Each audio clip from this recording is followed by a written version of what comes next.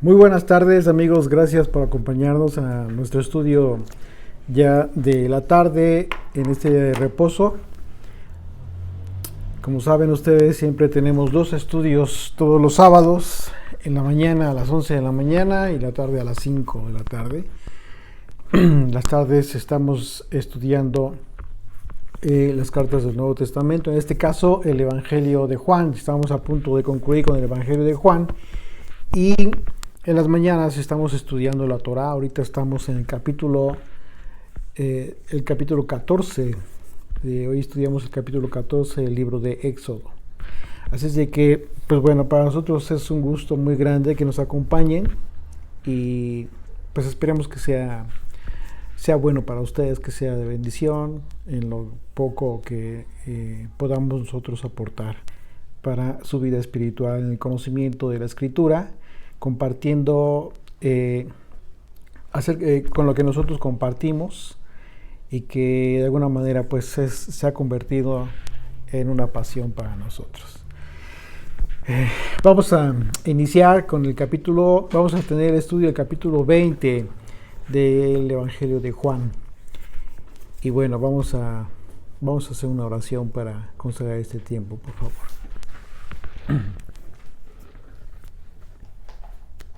Señor, te damos gracias por este día que tú nos das. Gracias por tu bendición, por tu provisión, Señor, por darnos la oportunidad de conocer un poco más de tu Escritura, por la oportunidad de recibir cada día un poco más de la revelación de las cosas profundas que podemos leer en tu palabra, Señor. Permite que nosotros podamos llegar a la comprensión de la cruz, a la comprensión del sacrificio perfecto de tu Hijo amado, Yeshua, y que tiene que ver precisamente con una obra sobrenatural para nuestras vidas. Algo importantísimo, un parteaguas para muchos a partir de que comenzamos a entender ese sacrificio, el sacrificio de un inocente por la culpa de nosotros, por nuestro pecado, por el desconocimiento, por haber vivido alejados de ti, Señor. Gracias por esta gran y hermosa oportunidad que nosotros tenemos de acercarnos a ti a través del Mesías de Israel, a través del Hijo de Dios, el Maestro de Maestros, Señor. En el nombre de Él nosotros oramos y te damos gracias. Amén.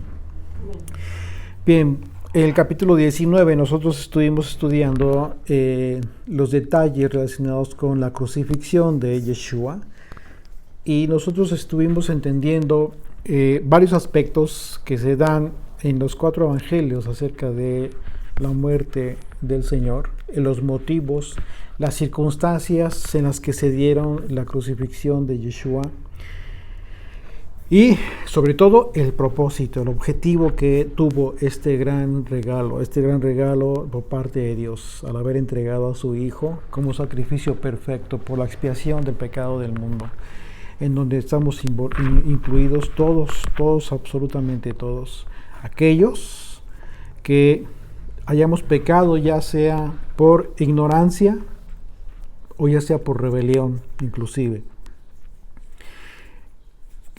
y que estemos dispuestos a tener una actitud distinta con relación a nuestra vida a partir de que comenzamos a entender la razón por la cual Jesucristo tuvo que haber muerto.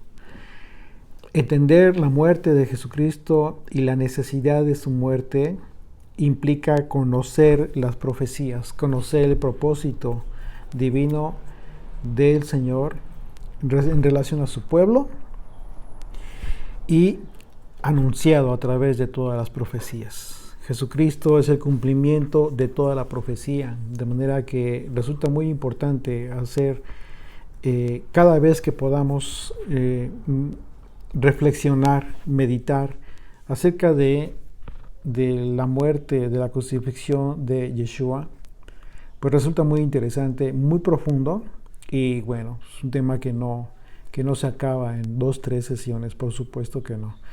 Pero bueno, eso es lo apasionante de la Escritura, que siempre que vamos hacia otras cartas, hacia el Nuevo Testamento, hacia el Antiguo Testamento, siempre Ahí vemos a Yeshua, al Hijo de Dios.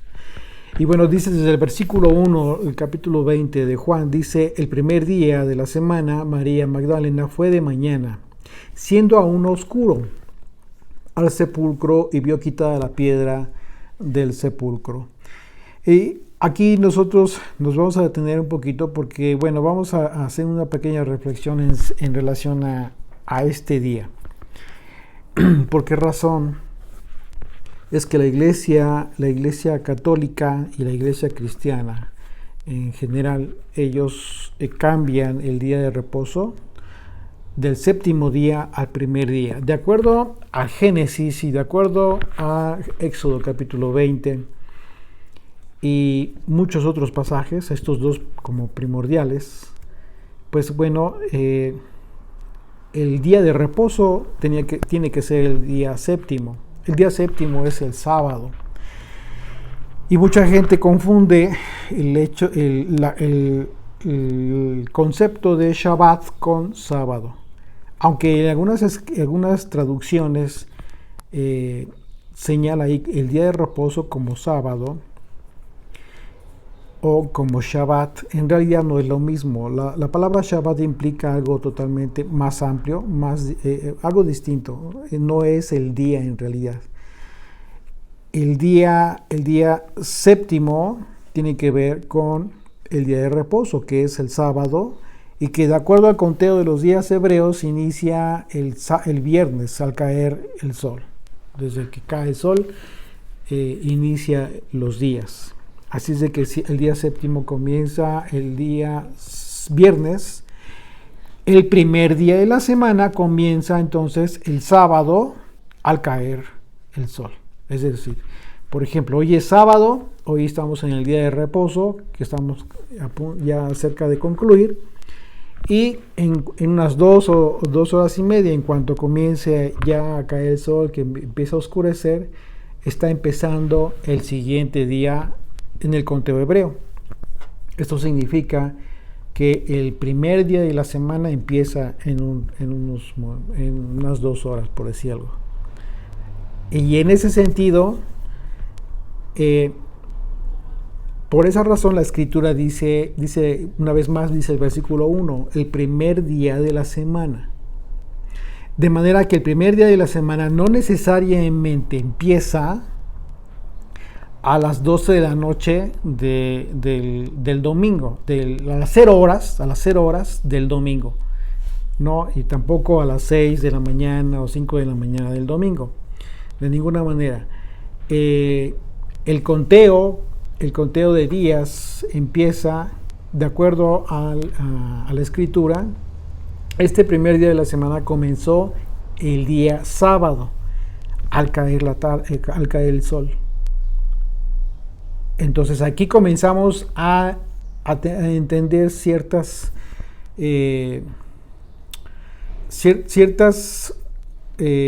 la razón principal por la cual la iglesia cristiana o la iglesia católica, ellos cambian el día de reposo.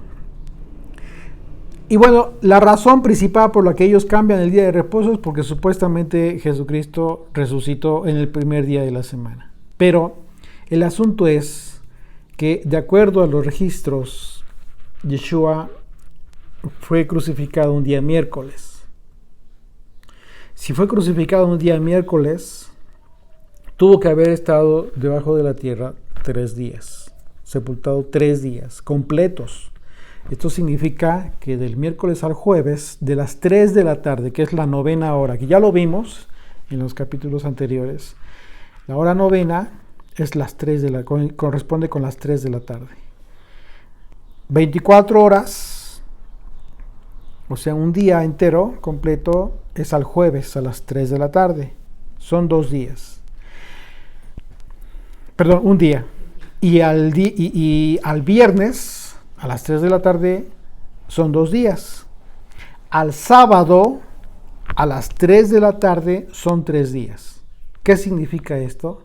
que el sábado a las 3 de la tarde exactamente se cumple el tiempo que, de acuerdo a la profecía de Jonás, que fue la señal que recibirían los incrédulos, aquellos judíos incrédulos, que dijo Yeshua que la señal de Jonás les sería dada, tenía que ver precisamente, el Señor estaba hablando de su resurrección.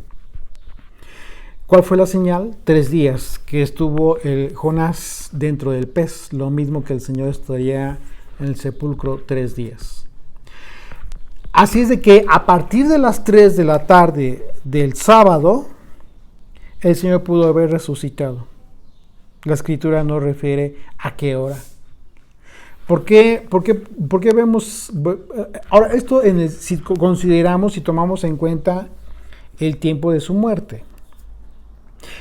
Ahora, si queremos ser un poquito más rigurosos, tenemos que considerar el tiempo de la hora en que fue sepultado, que es un poco después de las 3 de la tarde. Es decir,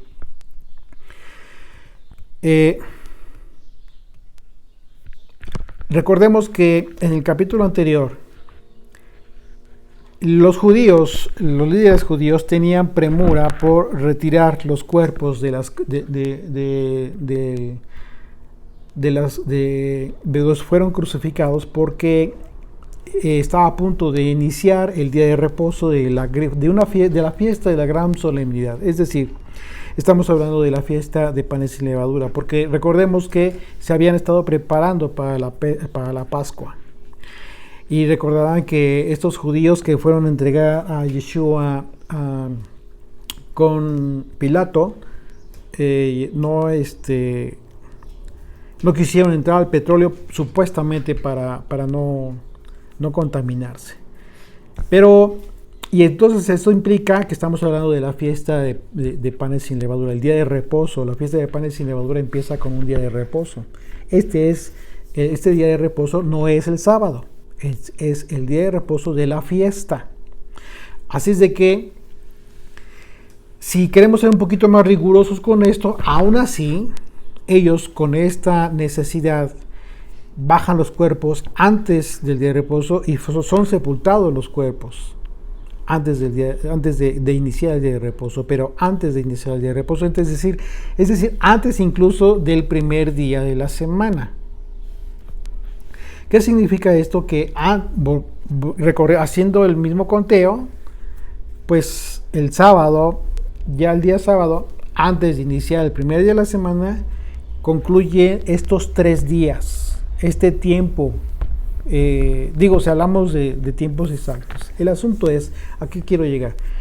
De que resulta infructuoso, no te ayuda o no te lleva a ningún lado el entrar en una discusión por el tema de exactamente si Yeshua resucitó o no resucitó. Supongamos que sí resucitó el primer día de la semana, o supongamos que resucitó inmediatamente después de haber pasado este tiempo de 3 días, 3 noches, que en este caso se supone que resucitó todavía dentro del día de reposo, ¿sí? Dentro del sábado.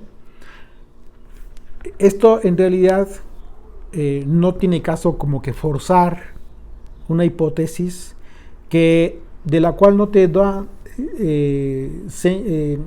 precisión la Escritura misma. Y si no te da precisión la Escritura, así a ese grado, pues no tiene ningún caso estarse enfrascando en una discusión como esa. ¿Cuál es el punto aquí? El punto es que de manera equivocada la iglesia cristiana, y cuando digo iglesia cristiana, pues hablamos de la iglesia católica, los protestantes, etc. Ellos consideran que toman muy en cuenta, por ejemplo, el tema de la Semana Santa, ¿no? Consideran que el viernes el Señor murió y resucitó el domingo. Si tú lo pones de esa manera, pues es una situación muy, no solamente forzada, simplemente no cumple con la Escritura, porque la Escritura dice, él mismo lo dijo, el Señor lo dijo, que estaría 3 días y 3 noches en la sepultura. Y de viernes a domingo, pues no se da, no se da ese tiempo. Por más que estiremos las horas de los días, no es posible. Ese sí es un detalle doctrinal en el que sí nos debe quedar muy claro que por supuesto que no coincide, no coincide con la Escritura esa doctrina. Así es de que lo que nos ayuda a nosotros en este caso pues es simple y sencillamente tener conocimiento preciso de que el Señor, de que se cumplió la Escritura, de que se cumplió el hecho profetizado, de que el Señor estaría tres días en la sepultura y resucitó. Así es de que por esa razón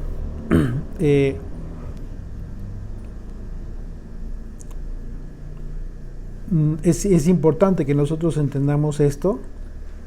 Incluso en el día, en el tiempo de la fiesta de las primicias, es un tema que nosotros también del que hablamos, en donde explicamos los días, el tiempo en el que el Señor murió, de acuerdo a la Escritura. No es una suposición, no es un cálculo, porque ahí sí la Escritura dice a la hora en que murió exactamente, a la hora en que fue crucificado y la hora exacta en que el Señor expiró. Pero bueno, y esa es la razón por la cual se cambia. Ahora, el hecho de que haya supuestamente resucitado el Señor el primer día de la semana es motivo suficiente para cambiar el día de reposo. Por supuesto que no, de ninguna manera, porque el hecho de que haya resucitado, suponiendo sin conceder que efectivamente Yeshua resucitó dentro del primer día de la semana, suponiendo que fuese así, eso no significa de ninguna manera que el día de reposo de la semana cambie. Jesucristo no lo dijo, los apóstoles no lo enseñaron de esa manera, no hay una sola profecía que lo anuncie de esa manera. Así es de que no hay argumento doctrinal para cambiar el día de reposo, y eso sí es algo grave, porque querer forzar los eventos para poder justificarlo en algo que no tiene nada que ver, porque el hecho de que haya resucitado el Señor el primer día de la semana de ninguna manera tiene nada que ver, absolutamente nada que ver, que por esa razón se tenga que cambiar el día de reposo. Porque si estamos en ese supuesto, imagínate todo lo que se pudo haber cambiado en la Escritura. Entonces no hay argumento sólido para esto. El séptimo día como día de reposo ha permanecido por siglos y continuará permaneciendo, y no va a cambiar. Eso no, los acontecimientos no lo cambian. ¿Perdón? Dijo que era estatuto perpetuo. Así es, como estatuto perpetuo, exactamente. Y bueno,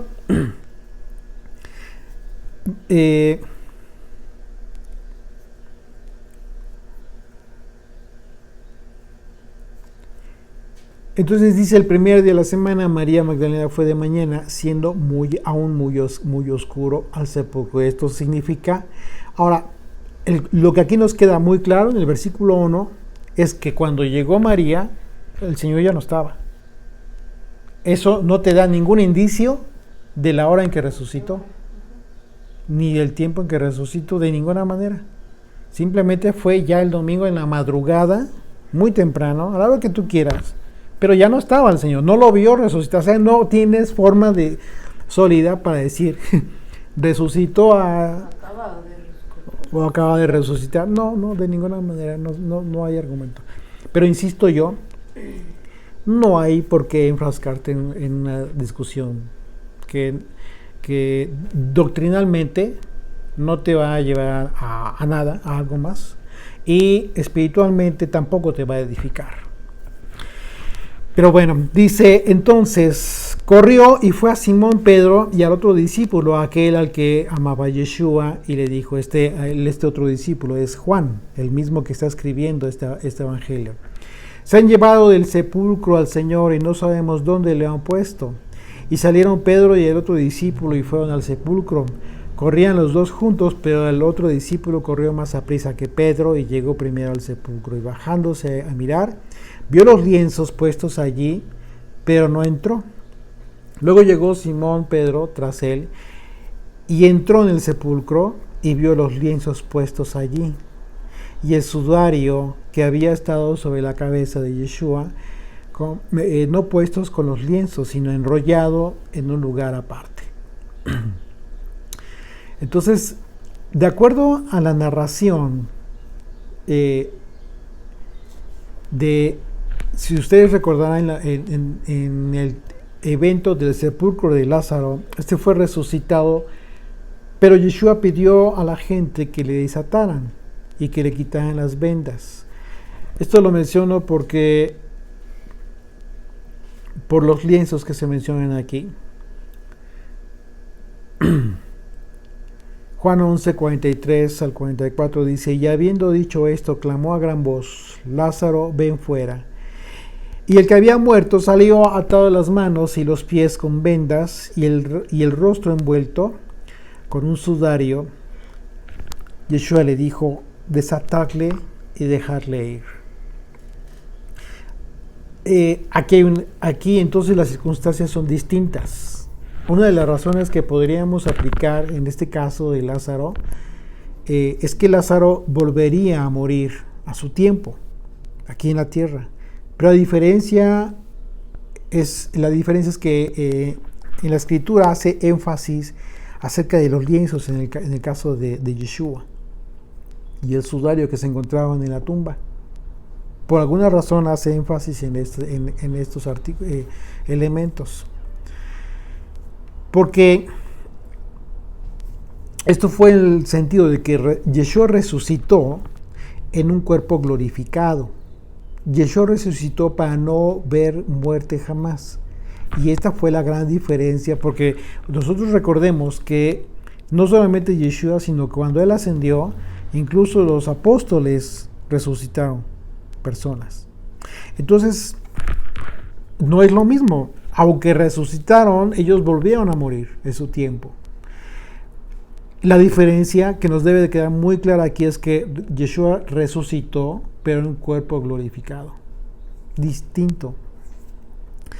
Entonces Yeshua resucitó para no ver muerte jamás. Por eso podemos entender que cuando Yeshua hablaba con el Padre, se refería al momento que sea glorificado, al momento que sería glorificado como el tiempo de resurrección, de su resurrección, por la transformación de su propio cuerpo. Vemos en Juan 17, 4 y 5, dice, yo te he glorificado en la tierra, he acabado la obra que me diste que hiciese. Ahora pues, Padre, glorifícame tú al lado tuyo, con aquella gloria que tuve contigo antes que el mundo fuese.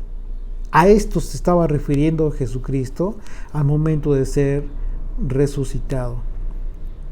Él sabía que no permanecería en el sepulcro. Tan lo sabía que lo anunció como señal para los incrédulos, aquellos judíos que no le creían y que le pedían señal de que era el Mesías.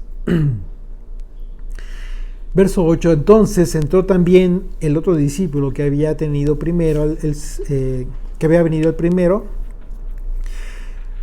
al sepulcro y vio y creyó, porque aún no habían entendido de la escritura que era necesario que él resucitase de los muertos.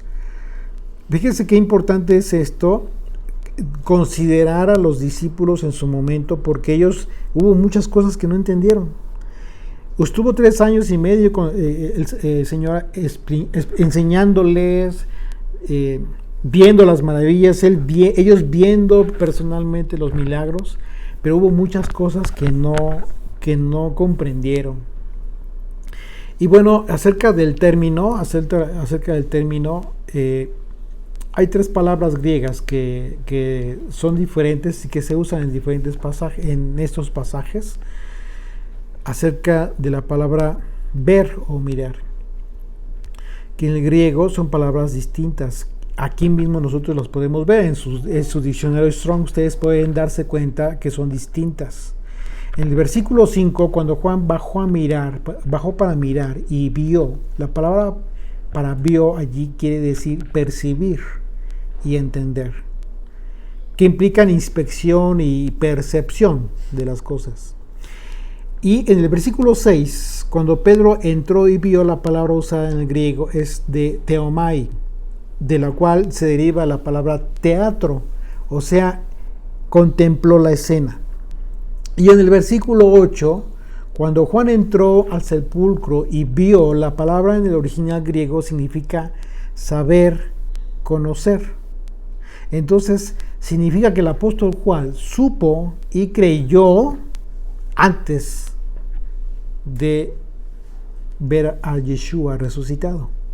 Desde antes él creyó, desde ese momento él creyó. Y esto, pues por supuesto que implica una gran diferencia y un antagonismo con relación a Tomás, que más adelante se refiere ya casi al final del capítulo, que no creía, a pesar de lo que le estaban diciendo. Verso 10 dice, y volvieron los discípulos a los suyos. Verso 11, pero María estaba fuera llorando junto al sepulcro. Imagínense lo que estaba sintiendo en ese momento María, porque no vio el cuerpo del Señor. Y mientras lloraba se inclinó para mirar dentro del sepulcro y vio a dos ángeles con vestiduras blancas que estaban sentados, el uno a la cabecera y el otro a los pies. ¿Qué escena te imaginas aquí? Pues el arca, ¿no? Del pacto. El propiciatorio. ¿Qué era el propiciatorio? ¿Qué estaba?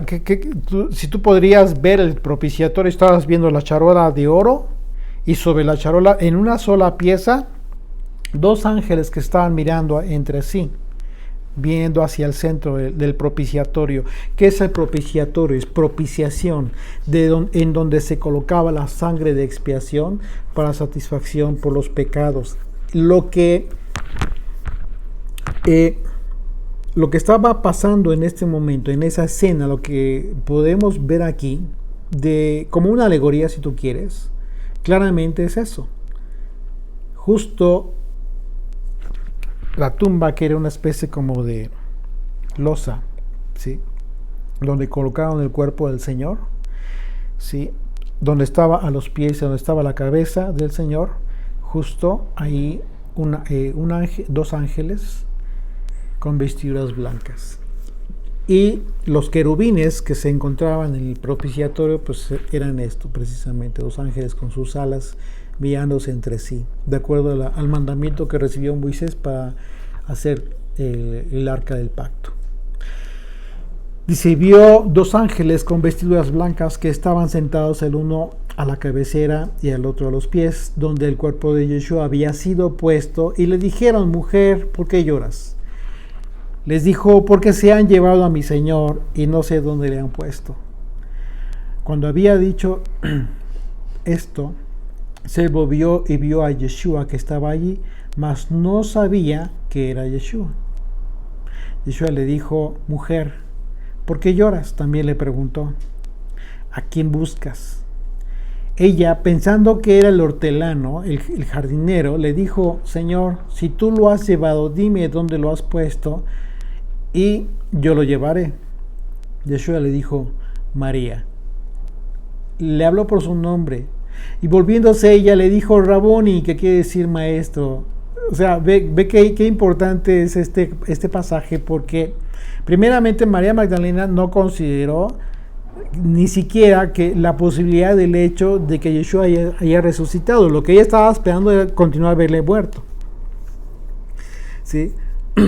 Estaba buscando saber dónde se habían llevado el cuerpo del maestro. Por eso le preguntó a quien pensó que era el jardinero y a dónde se lo habían llevado, y María estaba llorando. Consideró que se habían robado el cuerpo del maestro. Pero el hecho es que no reconoció a Yeshua sino hasta el momento en que Yeshua le llamó por su nombre. En ese momento María se alegró. Imagínate la alegría de María. Una posibilidad de explicación de esto, considerando las propias palabras de Yeshua, podrían ser el hecho de que Yeshua dijo acerca de sus ovejas que él las llamaría por su nombre. Juan 10, del 1 al 3, dice: de cierto os digo, el que no entra por la puerta en el redil de las ovejas, sino que sube por otra puerta, por otra parte, ese es ladrón y salteador. Mas el que entra por la puerta, el pastor de las ovejas es. A este abre el portero, y las ovejas oyen su voz. Y las ovejas oyen su voz, y a sus ovejas llama por su nombre, y las saca. Entonces, esto de haberle reconocido hasta el momento que le habló por su nombre, pues es importante. En el Nuevo Testamento vemos ocasiones en que Yeshua llamó a las personas por su nombre, incluyendo a aquellos quienes por ejemplo, los que levantó de los muertos. ¿Te acuerdas de la niña cómo le llama? Talita Kumi, cuando le levanta. Sí, cuando le habla, por ejemplo, a Lázaro, Lázaro, ven fuera. Entonces, en la resurrección, cuando Yeshua nos llame por nuestro nombre algún día, tal como Él llamó por su nombre a aquellos a quienes se levantó de los muertos, de los muertos, algún día, imagínate lo que será para cada uno de nosotros. Y esto implica muchas cosas bien importantes. ¿Por qué? Porque significa que tu nombre de alguna manera está en los cielos. Él está ahí. Así que creamos con firme convicción que cada uno de nosotros algún día le escucharemos pronunciar nuestro nombre. ¿No sería hermoso? Imagínate que te llames Sara y que tú le reconozcas. Impresionante. Yeshua le dijo: no me toques porque aún no he subido a mi Padre. Dice: no me toques porque aún no he subido a mi Padre. Y aquí esto es interesante. Dice: mas ve a mis hermanos y diles: subo a mi Padre y a vuestro Padre, y a mi Dios y a vuestro Dios. Bueno, aquí esto de repente como que nos causa un poco sorpresa, porque imagínate a María, la alegría que sintió, que tuvo al verle resucitado, pues cómo no quería abrazarlo, y el Señor le dice: no me toques. Entonces de repente sí como que te cuesta un poquito de trabajo entender el texto, eso es normal. Pero vamos a ver algunas traducciones, y en esto las traducciones son muy valiosas, porque de acuerdo a la expresión no me toques, que en el griego es la expresión memao optou, algo así. En el griego es una expresión no me toques. Y esta oración se encuentra, de acuerdo a la gramática, se encuentra en imperativo voz media. ¿Qué es esto? El presente imperativo describe una acción continuada. Lo que en derecho nosotros entendemos como una acción de tracto sucesivo. Es decir, por ejemplo, hay delitos que se cometen y el delito continúa siendo cometido durante todo el tiempo. Por ejemplo, la privación ilegal de la libertad de una persona, el secuestro, está vigente y es de tracto sucesivo. En este caso, esta expresión que dice no me toques implica una acción continuada.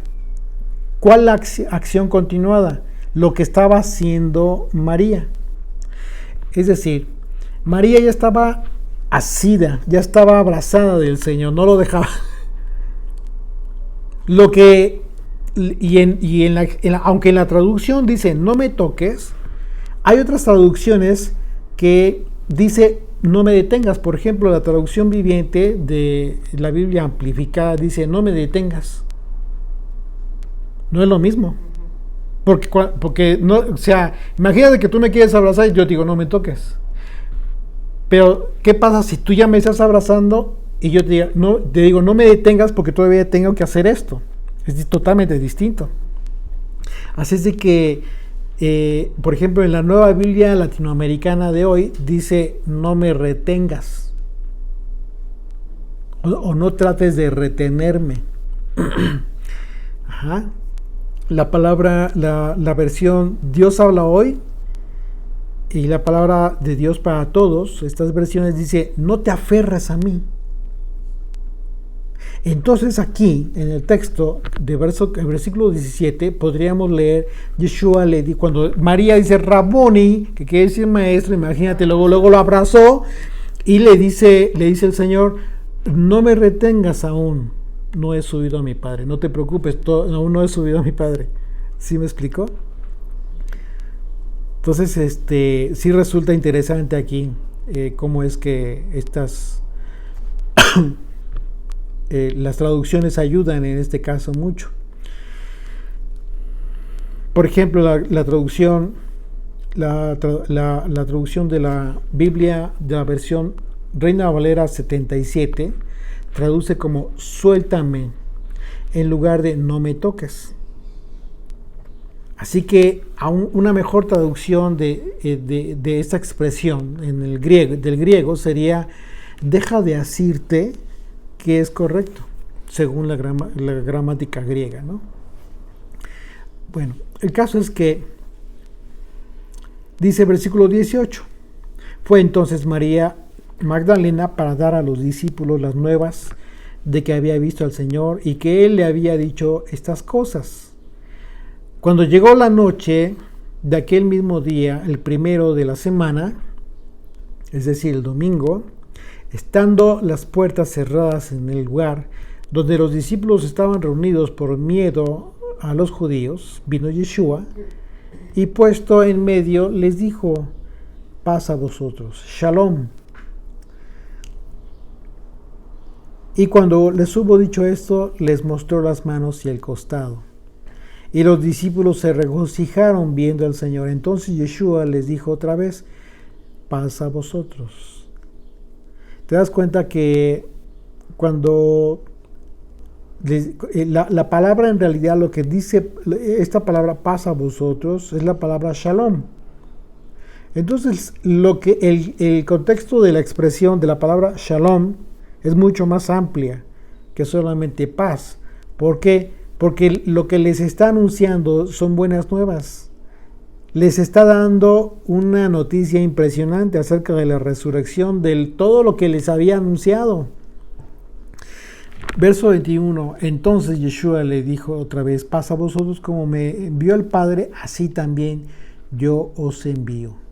Versículo 22. Y habiendo dicho esto, sopló y les dijo, recibid el Espíritu Santo. Lo que en el hebreo es el Ruach HaKodesh. Reciban el viento de la santidad.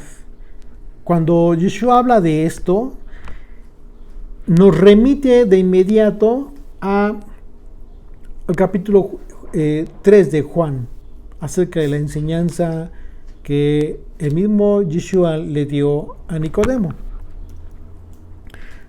Acompáñenme a capítulo 3, por favor, de Juan. Dice, había un hombre de los fariseos, uno de los líderes religiosos de Israel, que se llamaba Nicodemo, un principal entre los judíos. Este vino a Yeshua de noche y le dijo, Rabí, sabemos que has venido de Dios como maestro, porque nadie puede hacer estas señales que tú haces si no está Dios con él. Respondió Yeshua y le dijo, de cierto te digo, que el que no naciere de nuevo no puede ver el reino de Dios. Aquí comienza a darle una enseñanza, una cátedra, pero al estilo antiguo, o sea, más antiguo del tiempo en que ya estaban. ¿Qué significa esto? Nos vamos a dar cuenta que Nicodemo no estaba entendiendo la enseñanza de Yeshua, porque la enseñanza de Yeshua era una enseñanza hebrea. no una enseñanza específicamente judía, de la religión judía, no, sino antigua, de acuerdo a los simbolismos hebreos con los que se aprendieron a entender la expresión, la palabra del Señor. Verso 4, Nicodemo le dijo, ¿cómo puede un hombre nacer siendo viejo? ¿Puede acaso entrar por segunda vez en el vientre de su madre y nacer? Respondió Yeshua, de cierto te digo, que no naciere de agua y del Espíritu. Y aquí están los dos simbolismos. Los dos simbolismos que culturalmente hablando representan tanto la palabra de Dios como la obra sobrenatural de Dios. La palabra escrita que le fue entregada a Moisés, por un lado, y la obra sobrenatural del Espíritu de Dios que hace en los hombres. Una vez más dice, respondió Yeshua, de cierto te digo, que el que no naciere de agua y del Espíritu no puede entrar en el reino de Dios. ¿Qué significaba esto? Dice, versículo 6, lo que es nacido de la carne, carne es. Todos somos nacidos de la carne. Bueno, todos tenemos una parte que no va a cambiar, es carne, ok. Y lo que es nacido del Espíritu, Espíritu es. Por eso, cuando le habla del nuevo nacimiento, le está hablando de la parte espiritual, no de la carnal. Por eso le habla del agua y del Espíritu. ¿Por qué? Porque la carne es, esa no va a cambiar. Se puede modificar en base a tu transformación en el Espíritu, pero no al revés. Verso 7 dice, no te maravilles de que te dije, os es necesario nacer de nuevo. ¿Por qué? Porque le está diciendo, no te alegres ni te confíes de que eres un maestro de Israel, porque no depende de ti por muy maestro que seas.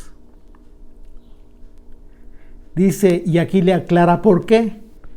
El viento sopla. El viento, el roaj, el hálito de vida, sopla de donde quiere. Y oyes su sonido, mas ni sabes de dónde viene, ni a dónde va. No sabes a quién va a transformar y hacia dónde va después. No depende de ti, ni siquiera te puedes dar cuenta. Ni a dónde va. Así es todo aquel que es nacido del Espíritu. Respondió Nicodemo y le dijo, ¿cómo puede hacerse esto? Como ya casi le dice, ¿cómo puedo yo hacer esto? ¿Cómo puedo hacer que alguien nazca de nuevo? ¿No? Respondió Yeshua y le dijo, ¿eres tú maestro de Israel y no sabes esto? ¿Tú por qué crees? Nicodemo, para este tiempo ya había sido adoctrinado en toda la ley, toda la halajá judía. Y toda esa enseñanza, todo ese cúmulo de enseñanza como maestro, de líder religioso que él tenía, simple y sencillamente le mantuvo apartado del conocimiento más simple, pero más sustancial para comprender la palabra de Dios.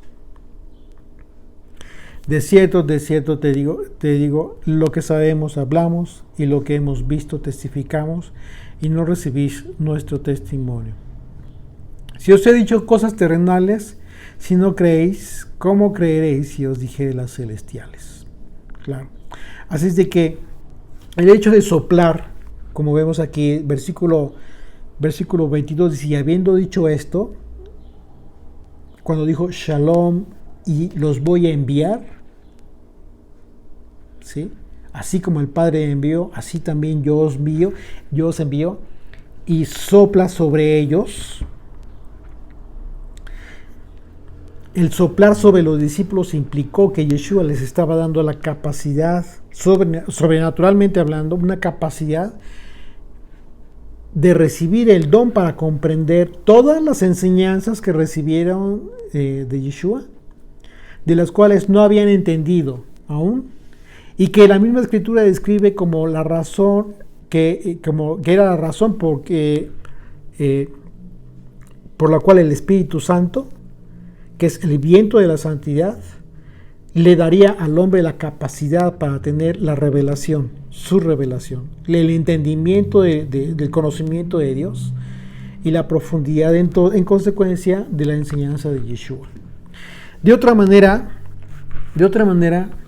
lo que tú puedes comprender de la Escritura hasta cierto punto puede ser por tu capacidad intelectual, pero va a haber muchas cosas que de repente las veas como incoherentes o como que no tienen sentido. ¿Por qué?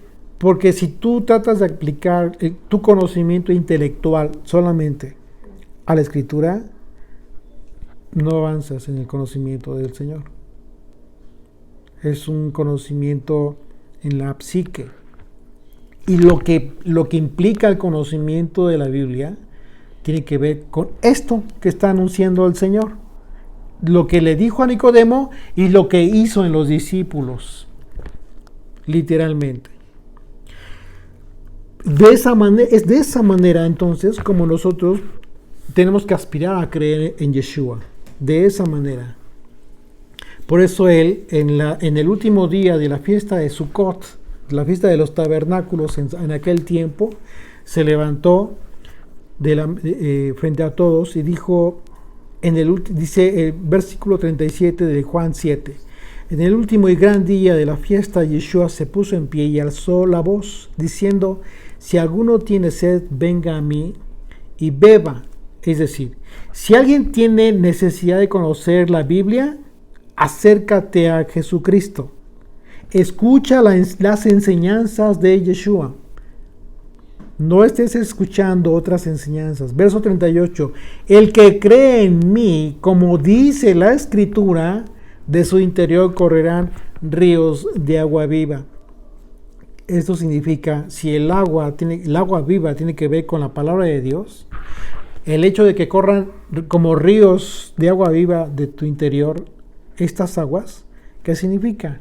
Que vas a hablar la palabra de Dios, pero va a generar esto precisamente que estás esperando, que la gente escuche y que entonces el Espíritu de Dios obre en las personas, aunque no dependa de ti y tampoco puedes estar seguro de que así sea.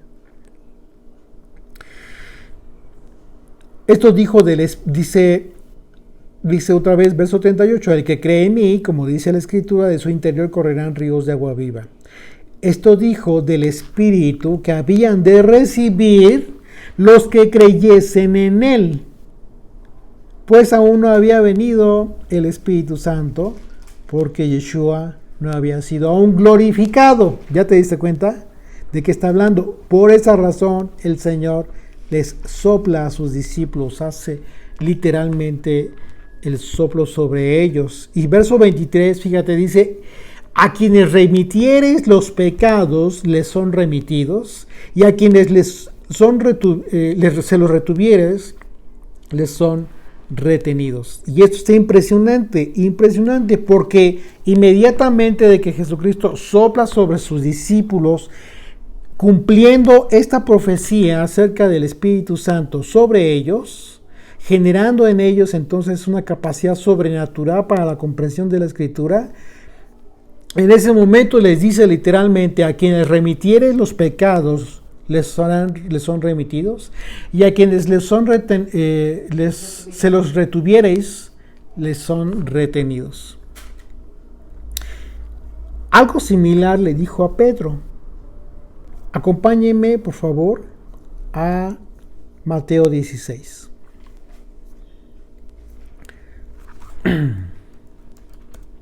Mateo 16, versículo 19.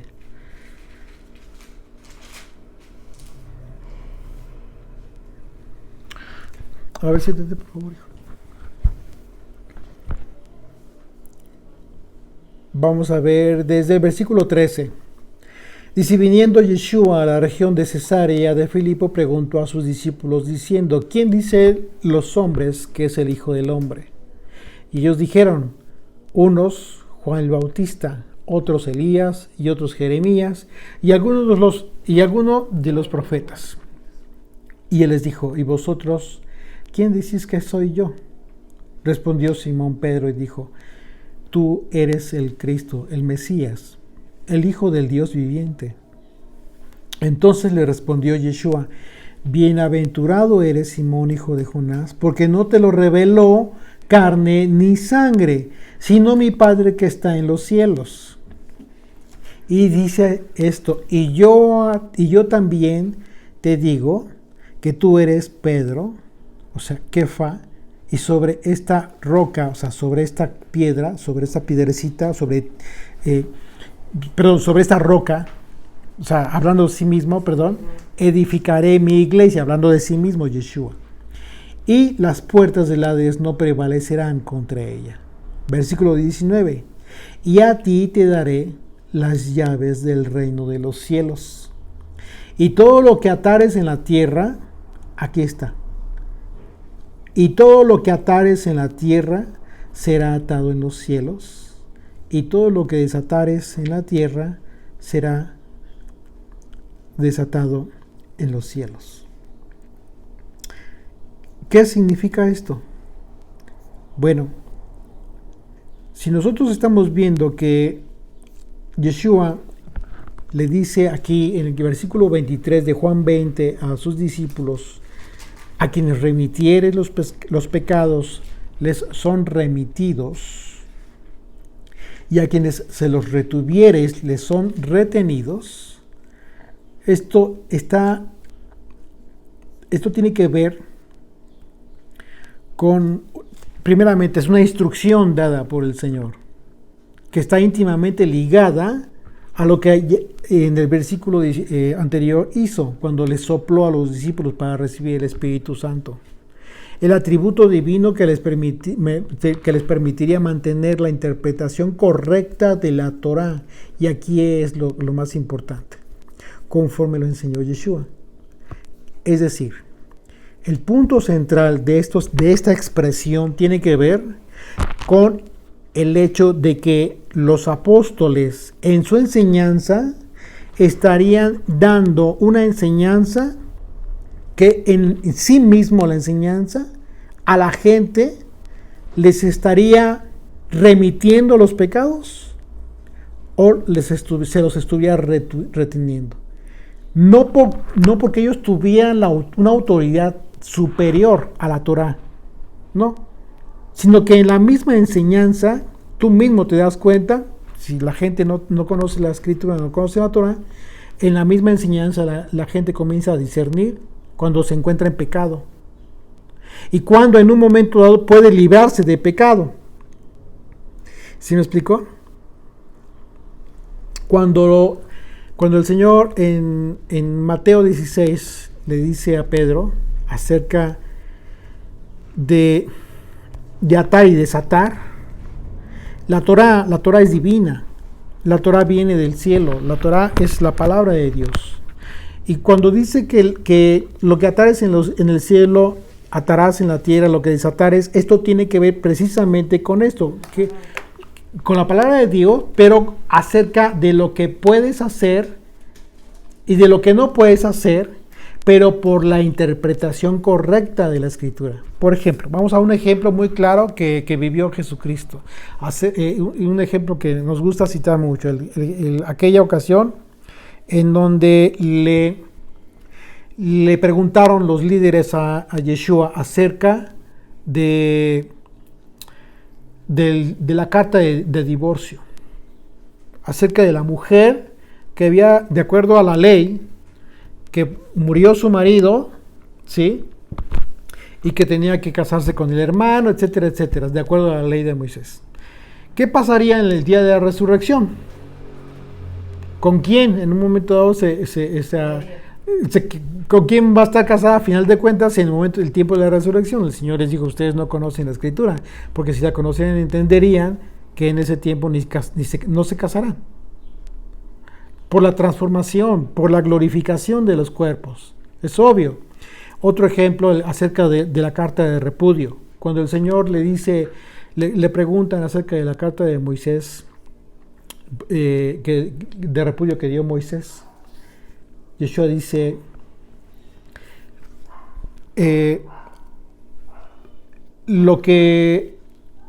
aunque lo haya dicho Moisés, en el origen no era así. Porque el Señor hizo, perdón, sino por la maldad de los hombres, no, porque el Señor, porque se remite al Génesis, dice, porque el Señor los creó hembra y mujer. Perdón, hombre y varón. No, perdón, hombre y mujer. ¿Sí? Y serían uno solo. Ese es el origen.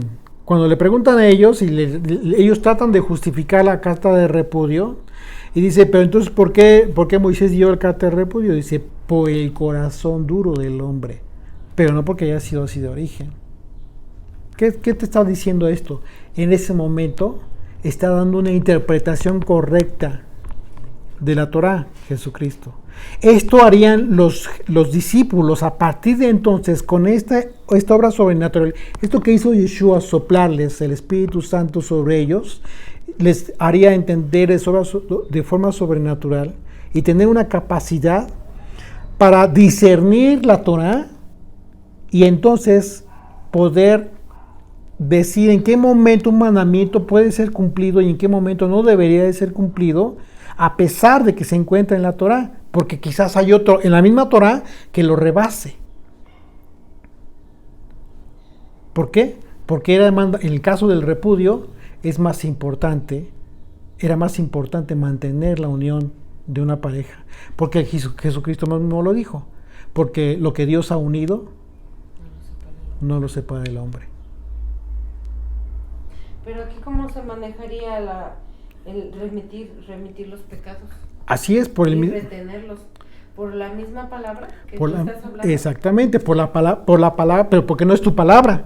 No. Uh-huh. Un ejemplo, cuando tú le compartes a una persona, no le puedes decir de lleno así, tienes que circuncidarte. No, claro que no. Entonces, ¿eso es retener? No. ¿Retener la palabra? No se refiere al concepto de no darla. No. Está hablando de los pecados. Vamos a leer, verso 23. A quienes remitiereis los pecados, no a la palabra, los pecados, les son remitidos. Y a quienes se los retuviereis, les son retenidos. ¿A quienes les serían remitidos? ¿A quienes tú podrías en un momento dado considerar que les son perdonados los pecados? Tú no eres Dios para perdonar. Vas a hacerle entender a la persona que le son perdonados sus pecados por cuanto que le estás dando la instrucción, y en base a la instrucción de la Torá, a los mandamientos, ellos pueden saber en qué momento son libres de un pecado y en qué momento permanecen con la transgresión. La palabra remitir en el griego aquí es la palabra apheimei, que significa permitir, en su caso, perdonar, abandonar, consentir, dejar o despedir en su caso. Pero está hablando de remitir los pecados, es decir, de perdonar los pecados. La pregunta es, ¿los vas a perdonar por tu propia autoridad?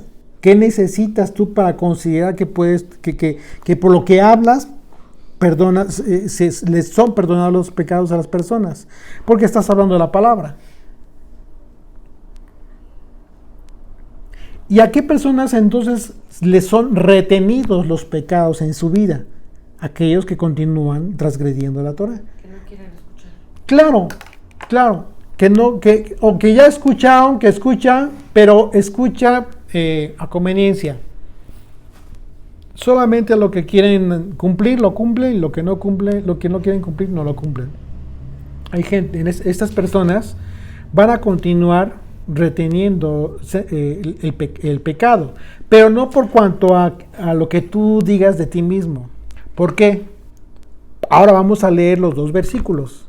Y habiendo dicho esto, desde el versículo 21, entonces Yeshua les dijo otra vez: paz a vosotros, como me envió el Padre, así, o sea, la misma acción iba a hacer Yeshua, así también yo os envío.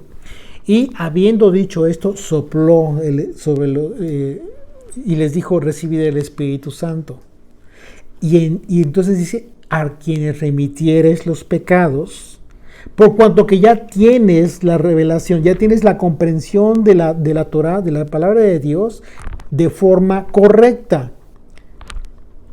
¿Qué pasa, por ejemplo, si en el día de reposo, para recibir el día de reposo, tú quieres saber, tú estás empezando a querer recibir el día de reposo, quiero aprender, y lo primero que hace alguien es decirle a la persona, pues mira, tienes que encender 2 velas antes del atardecer, porque después ya no puedes encenderlas. Tienes que hacer el kiddush, la santificación del vino, tienes que tener el vino forzosamente, tienes que tener 2 panes, tienes que tener un manteo, o sea, tienes que tener todo el ritual judío, porque si no lo cumples, de acuerdo a la halajá judía, transgredes el Shabbat. Y si tú transgredes el Shabbat, se supone que la transgresión del Shabbat es pecado. ¿Te das cuenta de lo grave que es esto? Pero si tú simplemente le dices a la persona, de acuerdo a, ¿quieres aprender a guardar el día de reposo? ¿Quieres comenzar a consagrar el día de reposo? Vamos a la Escritura. ¿Qué dice Isaías? ¿Qué dijo Isaías acerca del día de reposo? ¿Qué dijeron los profetas? ¿Qué dijo el Señor? ¿Cómo se debe de guardar el día de reposo? Pues le empiezas a enseñar el capítulo 58 del libro de Isaías. Entonces te vas a dar cuenta que guardar el día de reposo tiene que ver con misericordia, con amor, con compartir el pan.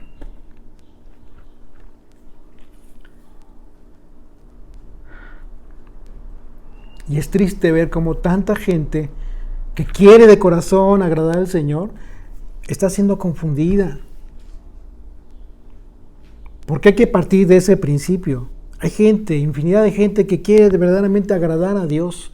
Y en ese agrado quieren hacer todo, no importa lo que sea. Y andan haciendo, tratan de hacer lo que les dicen que tienen que hacer. ¿Cuál es el error que están cometiendo estas personas? Que no ven sus Biblias, están escuchando y conforme escuchan eso hacen. Les está faltando ir a la Escritura.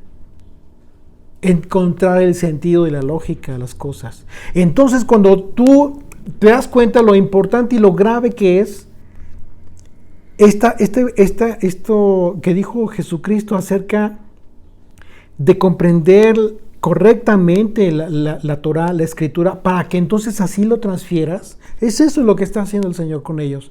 Lo mismo que hizo Él, esto es el mandamiento para los apóstoles, que harían lo mismo ellos. Jesucristo fue lo que hizo. Él remitió los pecados y Él retuvo los pecados. ¿A quiénes se los remitió? Aquellos que estaban llevando a cabo una buena acción, una acción correcta, justificada, queriendo en un momento dado hacer lo bueno.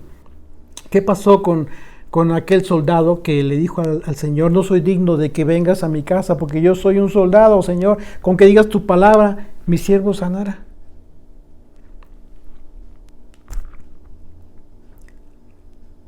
¿Remitió de pecados? Claro que sí. Pero ¿qué pasó con aquellos líderes a los que les reclamó y les dijo hipócritas tan duramente el Señor? Con todo el corazón, con todo el dolor de su corazón seguramente, pero tuvo que haberlo hecho porque para eso vino. A ellos les retuvo los pecados. Jerusalén, Jerusalén, que matas a tus profetas, no me verás más, hasta que digas, bendito el que viene, en el nombre del Señor.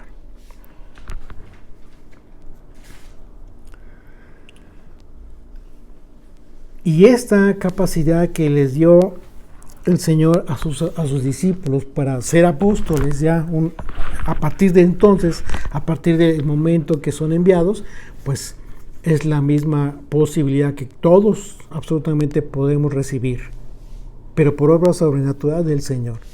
Esta capacidad que no es una capacidad intelectual de nosotros de ninguna manera, sino que por el contrario tiene que ver con Él, con algo que está haciendo en nuestra vida y que nos hace entender la Escritura de una forma tan sencilla a la vez, pero tan profunda, incluso a veces con mucho sentido de la lógica, las cosas.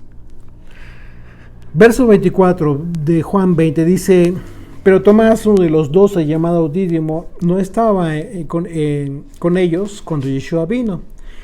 Le dijeron pues los otros discípulos al Señor: hemos visto. Él les dijo: si no viere en sus manos la señal de los clavos, y metiere mi dedo en el lugar de los clavos, y metiere mi mano en su costado, no creeré. 8 días después, estaban otra vez sus discípulos dentro, y con ellos Tomás. Llegó Yeshua estando las puertas cerradas. Aquí esta expresión de las puertas cerradas implica que se encontraban atrancadas por dentro. No había forma de entrar, porque ellos estaban escondiendo de los judíos.